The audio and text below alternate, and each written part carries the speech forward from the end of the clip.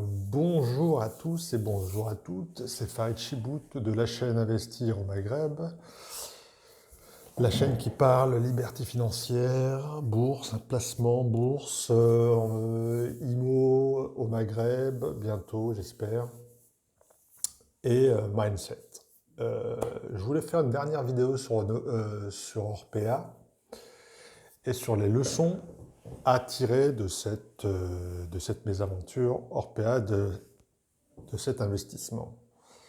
Alors, pour ceux qui ont investi, comme moi, sur l'action Orpea et qui sont actuellement en position de moins-value, c'est-à-dire que si on la vendait actuellement, on perdrait de l'argent. Il est sain et il est normal de pas faire le bon, de pas faire de bons choix de temps en temps. Il serait anormal qu'à chaque fois que vous investissiez, vous ayez raison. La logique, c'est que sur des investissements, vous vous plantiez. Et qu'est-ce qu'il faut se dire?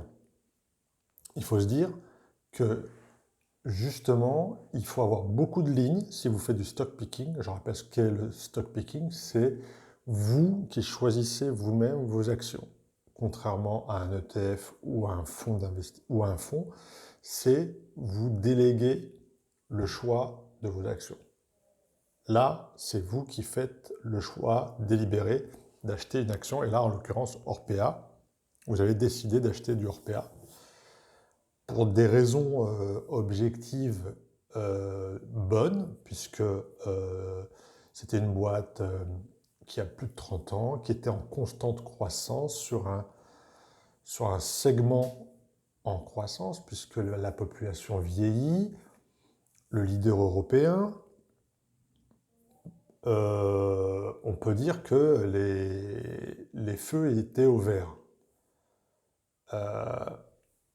Après, souvent, on n'est pas dans le moteur, et donc on ne peut pas savoir ce qui se passe vraiment. Donc on achète une image, on achète un cours, on achète une action.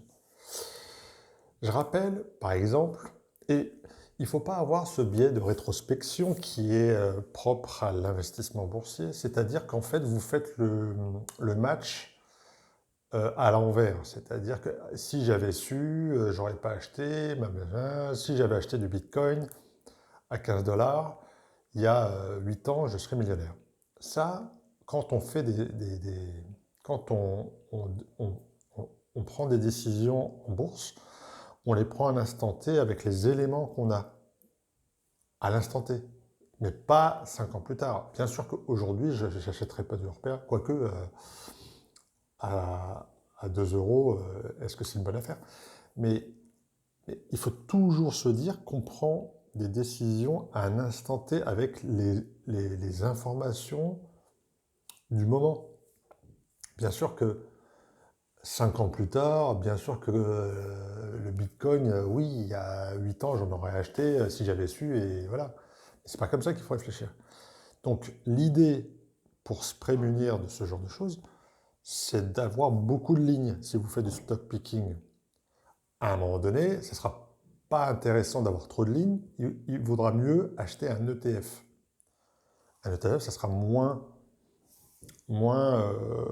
coûteux en ordre de bourse, au-delà, on va dire, de 20-25 lignes, quoi.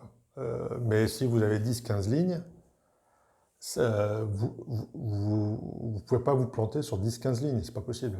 10-15 grosses boîtes françaises, elles vont pas, elles vont pas être divisées par 10 du jour au lendemain. L'Oréal, je ne la vois pas divisée par 10 du jour au lendemain. Et comme quoi, il ne faut pas avoir ce biais de rétrospection. Je vous prends un exemple. Admettons, on est dans les années 2000. Les deux marques à la mode de téléphone mobile, c'est Nokia et Ericsson. Tout le monde avait un Nokia, tout le monde avait un Ericsson. Regarde l'action en 2002. En début des années 2000, l'action monte à 50 dollars. 50 dollars. Aujourd'hui, elle cote 4,76. Elle a été divisée par 10. Mais il y a, dans les années 2000, si je vous dis qu'il faut acheter du Nokia, vous vous dites oui, puisque tout le monde a un Nokia, donc vous vous dites c'est une valeur sûre. Sauf que dans la technologie, ça va très vite. Donc vous pouvez être leader d'un marché et puis être à la page de 10 ans plus tard. Et votre action, elle vaut quasiment plus rien et vous avez perdu de l'argent.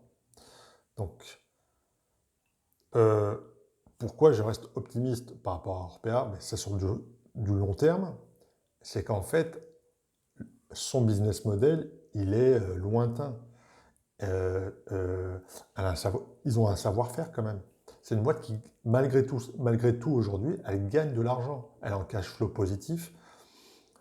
Il n'y a aucune rupture technologique qui peut casser le business d'Orpea. Enfin, c'est un savoir-faire sanitaire, c'est-à-dire c'est des maisons avec des personnels de santé. Donc, ouais, je suis plutôt optimiste, ça va monter. Alors, peut-être pas à 100 euros, mais entre, on va dire, une fourchette large, entre 10 et 30 euros, c'est complètement jouable. Euh, donc voilà.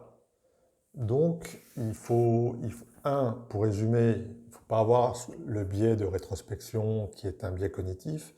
Deux, on a pris des décisions avec des éléments objectifs qui sont une boîte qui gagne de l'argent, qui versait un dividende régulièrement, qui a un business d'avenir. Et là, ça s'est cassé la gueule, mais je pense que ça s'est vraiment cassé la gueule. Un, parce que il y a une perspective de dilution, et deux, parce qu'il y a beaucoup de fonds qui se sont désengagés. Mais quand tout ça se sera apuré, quand la société va reverser des dividendes, elle va redevenir attractive, je pense. On ne sait jamais l'avenir, mais voilà, c'est un business qui a de l'avenir. Voilà, qu'est-ce qu'on pouvait dire sur les leçons à en tirer. Donc, et puis, alors, troisième leçon à tirer, c'est d'avoir beaucoup de lignes pour éviter qu'une de vos lignes se casse la gueule. Il vous en reste 9 ou 19 ou 29. C'est ce qu'on appelle la mutualisation du risque. Voilà. Petite vidéo sympatoche, pouce bleu, abonnement si vous êtes content de la valeur et des éléments que je vous prodigue. Voilà, à la prochaine vidéo. Ciao.